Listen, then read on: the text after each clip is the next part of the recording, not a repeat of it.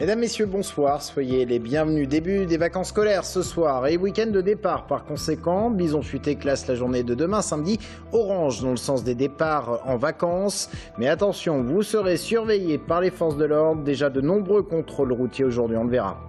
Attention, si vous êtes utilisateur du tram à Tours, service perturbé la semaine prochaine en soirée pour cause d'entretien des rails. Deux secteurs, rue Charles-Gilles et l'entrée du Sanitas, un entretien pour réduire les nuisances sonores anormales. Et puis de ferme en ferme, c'est ce week-end autour de chez vous. Les fermes ouvrent leurs portes au public. L'Indre-et-Loire est l'un des 20 départements de France à participer à l'opération. 23 partenaires en Touraine, parmi eux le GAEC Saint-Paul-la-Loche. On y cultive le champignon. Bison Futé classe donc la journée de demain, samedi, orange dans le sens des départs, avec des difficultés attendues autour de Tours entre 11h et 13h. Ce sont les départs en vacances de notre zone. Tours et Blois sont en vacances scolaires ce soir. Attention donc sur les routes, d'autant plus que vous serez surveillés par les forces de l'ordre. Une vague de contrôle routier qui a débuté cet après-midi. C'était le cas à Blois. C'était également le cas au sud de Tours, à Èvre exactement. Sur place, Romain Delville. Moins d'accidents et moins de morts. Depuis le début de l'année, l'Indre-et-Loire dénombre 150 accidents et 5 personnes tuées sur les routes du département. Sauf qu'à chaque fois, ça reste dramatique, comme lors de l'accident en haut de la tranchée le 1er avril. La vie d'un enfant de 2 ans et demi, ce jour-là, était fauchée par un chauffard. À la veille des vacances scolaires et alors que les ponts de mai se profilent, les services de l'État veulent être visibles sur les bords de route. Les gens prennent plus leur voiture, se déplacent beaucoup plus à travers la France et de ce fait augmentent les risques d'accident. Cet après-midi, une vingtaine de gendarmes étaient déployés dans le sud de l'agglomération, ici au péage de l'A85 à Èvre. D'autres opérations sont prévues pendant les vacances avec comme objectif de montrer de l'uniforme bleu sur les routes. À partir du moment où il y a une famille qui est à bord, les enfants, on vérifie qu'ils soient bien attachés. Et s'ils transportent beaucoup de bagages, eh bien on vérifie que tout ça se soit bien arrimé. Également les remorques, vérifier que la remorque est conforme, que les pneus sont suffisamment gonflés, s'il y a des vélos, qu'ils sont bien attachés et surtout qu'ils n'obturent pas les feux de signalisation clignotants, les feux stop. De la prévention, mais aussi de la répression. Pour avoir roulé à 160 au lieu de 110 km/h sur la route de Loches, un automobiliste a vu son permis retiré et son véhicule immobilisé. Un rassemblement demain matin à Saint-Martin-le-Beau, cette petite commune de l'Est tourangeau qui a vu son église brûler il y a une semaine. Rassemblement public à 10h30 initié par le maire Angélique Delahaye qui veut ainsi présenter les intentions et les perspectives d'action de la commune et aussi assécher les rumeurs qui vont bon train. Les enquêteurs recherchent toujours les responsables de ces actes de violence. L'incendie de l'église était un dommage collatéral. Pas de neuf dans l'enquête. Des résultats de prélèvement sont attendus prochainement. Ce soir à Tours, commémoration du génocide arménien, les 100 ans d'un génocide que la France a reconnu en 2001. La cérémonie avait lieu tout à l'heure à 18h, place Anatole France, avec le traditionnel dépôt de gerbes, en présence de la communauté arménienne du centre, notamment son président Alain Garabédian était là, aux côtés de 200 autres personnes, parmi lesquelles beaucoup d'enfants et puis bien sûr des politiques locaux. Et puis en parlant de commémoration, toujours sur cette place Anatole France de Tours, dimanche matin, ce sont les déportés à qui on rendra honneur, avec toujours cette polémique sur la mise à l'écart de l'association LGBT, l'association de défense des homosexuels qui dépose chaque année une gerbe, mais en catimini, après les autres. Ils n'ont toujours pas le droit d'être associés à la cérémonie. La préfecture d'Indre-et-Loire indique de son côté que seules les associations de défense et de transmission de la mémoire des déportés peuvent être présents ce jour-là, ce qui n'est pas la fonction première de la LGBT. Dans le reste de l'actualité, faites attention si vous êtes un utilisateur du tram de Tours en soirée. Pas de trafic de dimanche soir à mercredi soir inclus après 21h pour cause d'entretien des rails. 2 endroits concernés, rue Charles-Gilles et l'entrée du Sanitas. Le rail va être meulé, c'est-à-dire en quelque sorte poncé, pour réduire les nuisances sonores dans les virages. Des bus de substitution seront mis en place. Audrey Champigny. Ces crissements et ces vibrations, les résidents et les commerçants de la rue Charles-Gilles doivent les supporter au quotidien. Et même si certains s'y sont habitués ou n'y prêtent plus trop attention, noyés dans le brouhaha ambiant, pour d'autres, ce bruit est devenu infernal, voire invivable. C'est surtout quand il pleut. Vous avez les immeubles qui sont de chaque côté et ça fait une caisse de résonance. Et ça fait, quand la porte est ouverte, ça fait un bruit, c'est...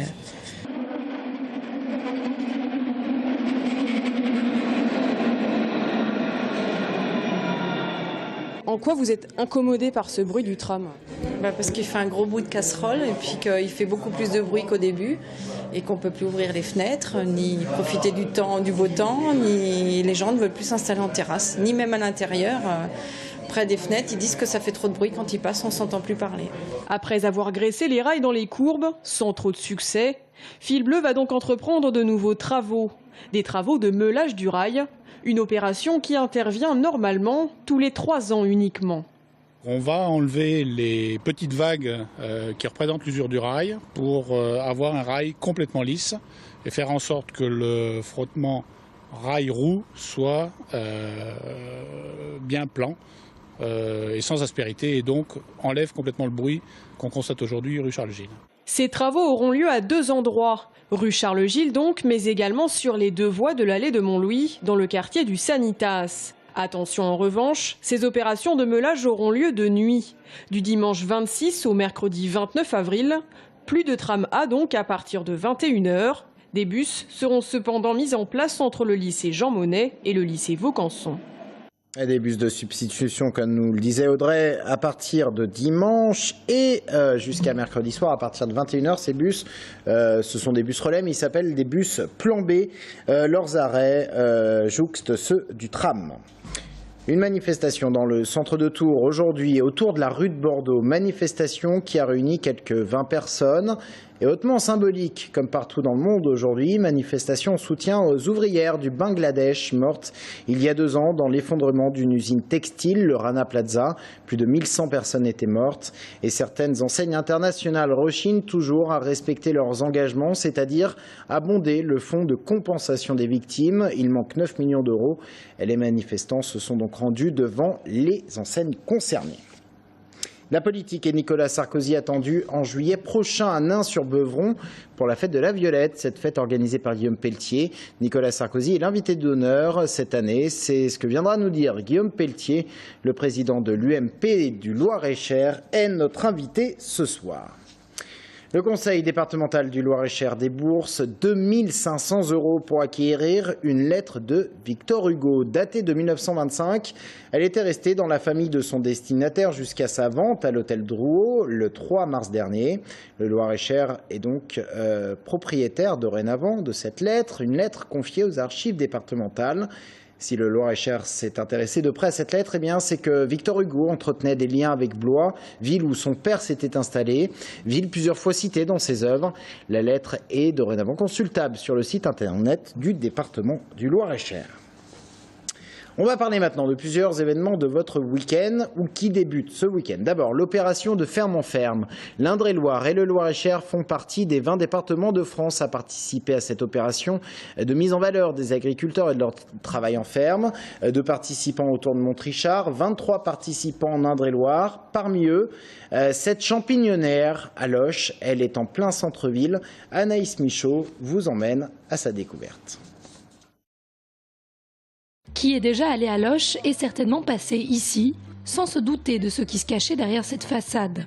Dans les méandres d'une ancienne carrière de tuffeau à 13 degrés, s'affaire Sophie Crépin, puisqu'aujourd'hui, comme tous les 2 jours, c'est cueillette. C'est pas la grosseur, c'est la couleur. Quand ils commencent un peu à s'éclaircir, c'est qu'ils vont s'ouvrir pas longtemps après, donc on les ramasse juste avant qu'ils s'ouvrent.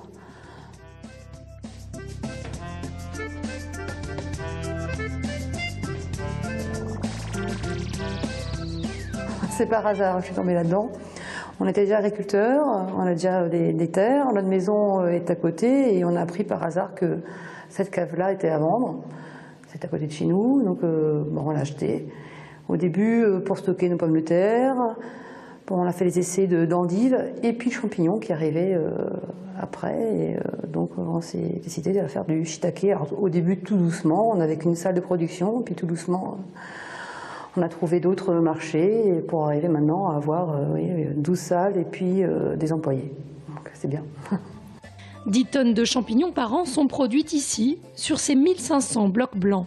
C'est des blocs à base de paille, la paille avec de l'eau et du mycélium. Le mycélium, on va dire, c'est la semence de champignons. Et qui arrive tout près, tout incubé en fait. Et donc on les met en place. Et donc ça, c'est du shiitake en champignon. C'est un champignon d'origine asiatique qui commence à un peu être connu en France. Ça fait au moins une trentaine, quarantaine d'années qu'il est cultivé en France. Et c'est un champignon très parfumé, qui a plutôt un goût de champignon des bois et qui a des vertus très intéressantes pour la santé en plus. Les champignons, une culture peu chronophage et non soumise aux problèmes d'intempéries.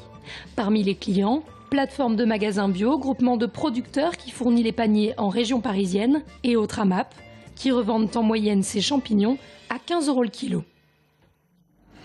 À Tours, elle est le prélude à l'arrivée de la foire. La fête foraine a ouvert ses portes aujourd'hui, enfin ce soir officiellement, avec l'inauguration du maire qui a eu lieu à 18 h. Mais vous le voyez, les manèges étaient déjà en fonction cet après-midi et du monde pour les essayer. Je vous propose d'écouter quelques réactions au micro de Mélinda Pavlak.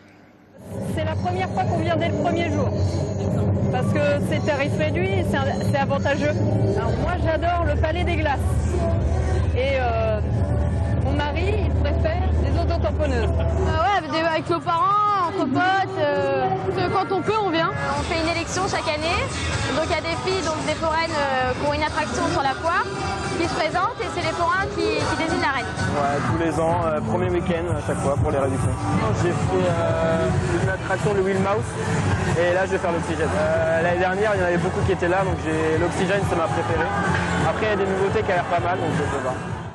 En sport, événement avec la Roue Tourangelle, 14e édition de cette course cycliste qui commence à être reconnue.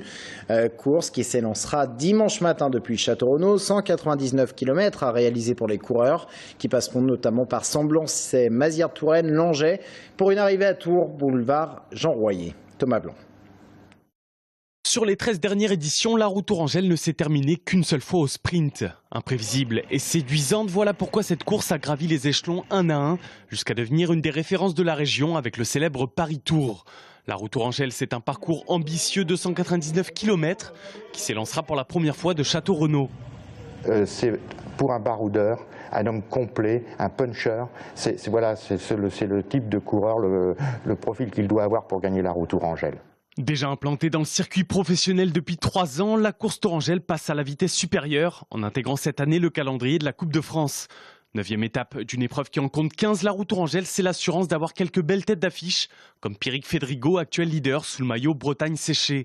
Parmi les autres coureurs attendus, il y aura Brian Coca, Romain Feillu ou encore les locaux Jonathan Hiver et Jérémy Roy. Et pour les observer, les spectateurs n'auront que l'embarras du choix. C'est qu'on va avoir quelques montées nouvelles, dont une montée symbolique. Elle porte le nom de la montée jaune sur Savonnières, donc elle était incontournable dans le final. La montée jaune, celle des Carnot et enfin celle de l'Épan. Un final dense où rien ne sera joué d'avance. Concernant l'arrivée, pas de changement. Un circuit de 3,5 km et une ligne tracée boulevard Jean Royer à Tours.